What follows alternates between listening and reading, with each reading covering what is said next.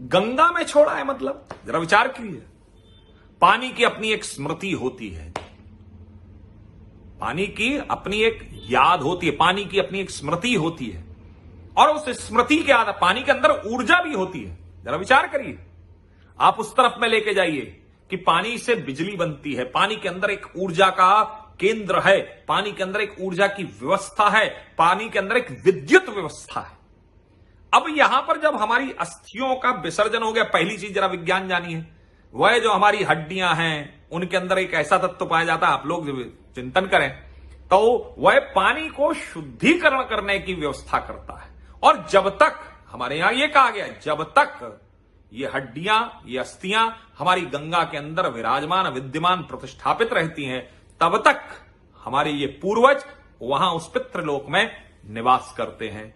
तो चलिए आइए अब आगे बढ़ते। अब ये प्रक्रिया कैसे हुई, यहां से पानी वाष्पन, अब पानी के अंदर हमने हड्डियों को विभाजित कर दिया, हमने हड्डियों को विसर्जित कर दिया, हमने हड्डियां उसमें ले जाकर के छोड़ दी, अस्थियां हमने जो है प्रवाहित कर दी, हम छोड़ आए। और छोड़ के आने के बाद में अब वह हड्डियों के अंदर स्मृति है, और स्मृति में वह हड्डियां पितृ अब जो है जा रही हैं। जरा विचार करिए, हमारा व्यवस्था जो है वो ऊपर, हमारे पितृश्वर जो है वह ऊपर की ओर प्रस्थान कैसे करेंगे, वो ऐसे नहीं कर सकते। उनके लिए मंत्रों के माध्यम से, उनके लिए मंत्रों के माध्यम से हम उनको उठाते हैं, क्योंकि इस समय उनके शरीर का निर्माण नहीं है, हमारे मंत्रों के माध्यम से हम उन्हें उठाते। जैसे कि आप इसको छोटे से स्वरूप में आप मान लीजिए कि अगर आप किसी को याद कर रहे हैं, जरा विचार करिए, आप किसी को, कई बार हमारे और आपके जीवन में ऐसा होता है कि हम किसी के बारे में बहुत ज्यादा चिंतन कर रहे हैं, याद कर रहे हैं, उसके बारे में सोच रहे हैं, हम उसके बारे में, हम उसे बिल्कुल देखना चाहते हैं, एकदम से तत्काल प्रभाव से। कईयों बार, कम से कम 10 में से 5 बार तो ऐसा होता है कि वो व्यक्ति हमारे सामने, या उसका टेलीफोन या उसका कोई संपर्क सूत्र या व्यवस्था हमारे सामने उपस्थित हो जाती है।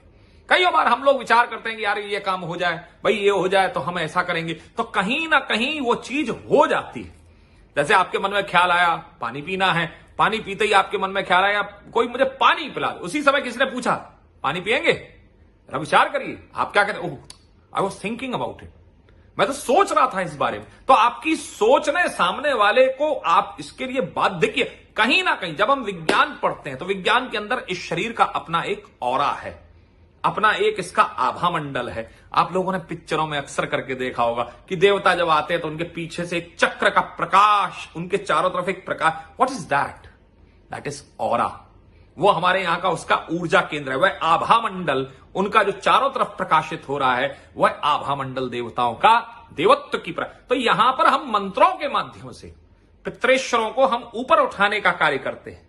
जरा विचार करिए, और मंत्रों के माध्यम से जब उनको ऊपर उठाया जाता है और ऊपर उठा करके उनको देवत्व की प्राप्ति, ये एक प्रेतत्व से देवत्व की प्राप्ति की व्यवस्था है। और देवत्व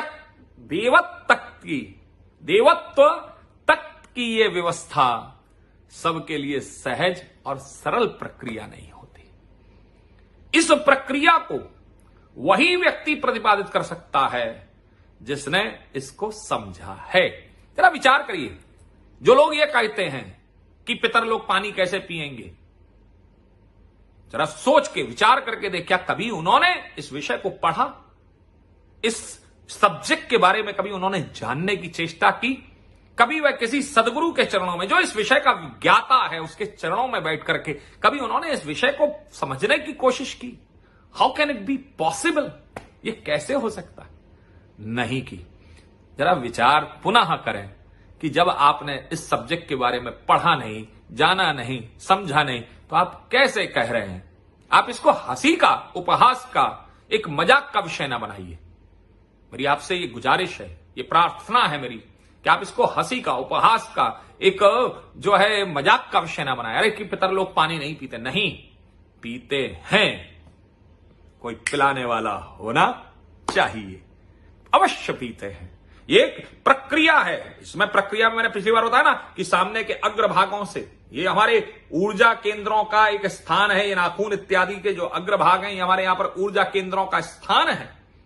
यहां से जब हम जल देते हैं तो हमारे देवता ग्रहण करते, यहां से हम देते हैं तो पितृश्वर हमारे जो है पूर्वज ग्रहण करते। जब हम इसको लेकर के इस प्रक्रिया से हम यूं करके जब हम जल देते तो हमारे ऋषि लोग हमारे इसको, और हमारे यहां का तो सनातन धर्म इतना महान है कि जिस आत्म तत्व को जब हम जानते नहीं, हमने जिसके बारे में समझा नहीं, जो और केवल एक ही पीढ़ी के लिए नहीं होता, ये आपके और हमारे द्वारा, ये एक ऐसी व्यवस्था है, ये हमारी परिवार की एक ऐसी संस्कृति है जिस संस्कृति के बारे में बताया जाता है।